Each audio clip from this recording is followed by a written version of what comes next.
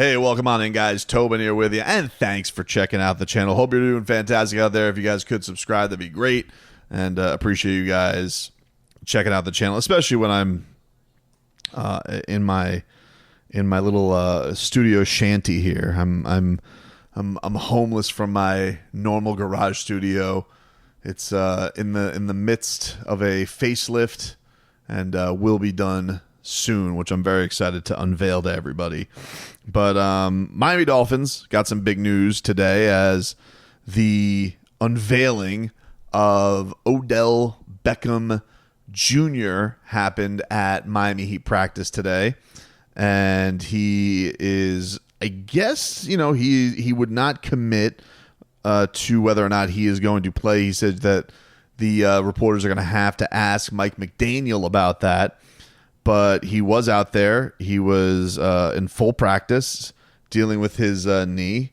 So, I mean, unless he has no clue of the playbook, I would assume Odell Beckham is going to be out there. Mike McDaniel will probably offer clarity on that on Friday when he has to make a decision or give an inkling. But if he was a full participant in practice, he is really hearing him talk about it. This feels like they were in an abundance of caution type of way with him. Went very in depth with everything about his status and his health status, and it was an interesting press session from Odell Beckham. I don't know. Right now, the Dolphins fan is really pissed off and in a really hostile place, and that's even with Odell not playing a game. And I don't think a lot of it is put towards him. I think everybody was just kind of confused by the idea. I don't know if the Dolphins did him any favors by saying like, oh, we had to fight him to put him on the physically unable to perform list and the IR, because Odell kind of said two different things today, right? Like he made it seem like he was getting up to speed and he didn't want to not practice because he didn't want to take a roster spot, which seems like a noble thing, but then also made it sound like he really didn't intend on signing with the team anyway until they got to the season, that he was going to be an in-season signing for most people anyway. So there's a little bit of mixed signals from that with Odell. I guess the one thing you could take as a positive, because I know Mike McDaniel's dealing with a lot of fire right now and dealing with a lot of criticism, and I think a lot of it's justified. That's what happens when you're in the position that you're in. But I've said, and I think you guys who watch this know, like I've said, Mike McDaniel had a lot to prove as a play caller coming into this year. But I do think the one thing you could definitely say with Mike McDaniel is he has a cachet with star players that he just seems to relate to them. Has it gotten a little bit to the point of, hey, he lets stars do into whatever they want, and this is basically like a football retreat more so than it is practice? Maybe. But I don't think all of that has had to do with where they're at right now. I think a lot of it has been roster construction, which he has a hand in. And signing a guy like Odell Beckham, knowing the durability issues of this team. This is the one thing I would say, and I do hope the Dolphins, I'm going to get back to where I am with Odell, but I got to feel like Chris Greer has a history of giving middle fingers to durability questions. Like if a guy has durability questions but he's talented, he'll go with the talent. That's fine. It's a philosophy. But I do think the Dolphins have had to bite them in the ass a lot. And Tua, Waddle, Aja Mostert, Teron Armstead, Odell Beckham Jr., a lot of these things, Devon Achane being the size that he is, a lot of these things have been in the ether and have been known. And Chris Greer is just like, we're going to roll the dice on talent. And it's put them in a snake bit situation here and have put them in a tough spot. As far as what to expect from Odell Beckham, I don't know. When you see the numbers being put up by Tyreek Hill and Jalen Waddle being absolutely piss poor and non-existent, I don't really know what's fair to put on Odell Beckham Jr., but they need him.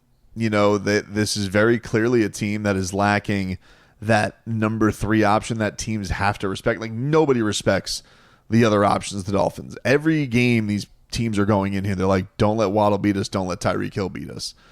And then from some kind of a snowball effect, it's almost been like, and then those guys are also going to make mistakes, whether it be formation mistakes, lollygagging mistakes, worried about getting hit, making business decision mistakes, all of those types of things. And maybe somebody with the presence of Odell Beckham, who, has been infused into some more winning situations his last 2 stops, maybe that'll be something better. The other thing that is considered on a positive side, he knows Tyler Huntley. He played with Tyler Huntley in Baltimore. I think he said he caught his first touchdown from Tyler Huntley. So you have a familiarity with the quarterback that is more standing than the other 2 guys do. It's a weird situation because Odell Beckham doesn't have any practice throws with Tua, and he's under his first practice, and he's already got more experience with Tyler Huntley. So he's actually the most experienced guys with your current QB than your star receivers are at. He may not know the system as well, although he's legitimately had nothing to do but mental reps, I guess, since he revealed hasn't been able to practice, has had to work with trainers and whatnot. But this is at a time right now with them. They're going to need something to get them going, some kind of a jolt. Is Odell going to be that guy who hones people in and has them a little bit more accountable? I don't know. I think that is one thing. When you see Tyreek have the yelling that he has on the sidelines about being tired of this bleep, and then he's going out there and saying, nah, I was just pumping up my teammates. We're like, sure, dude, sure you were. I mean, that's fine. And I think it's one of those things where you see for the last 3 days on ESPN First Take for Tyreek Hill, who does feel like he's got a little bit of rabbit ears when it comes to this stuff. You've had, did Tyreek Hill make the biggest mistake leaving Kansas City, even though, it wasn't free agency, he was traded? What was a worse decision, Devontae Parker leaving Kansas City, or Devontae Adams leaving Green Bay for Vegas, or Tyreek Hill leaving Kansas City for the Dolphins? And the thing that's tough on that for Tyreek, I'll give him a break here, is Tyreek Hill, from a production standpoint, he broke the team record the last 2 years.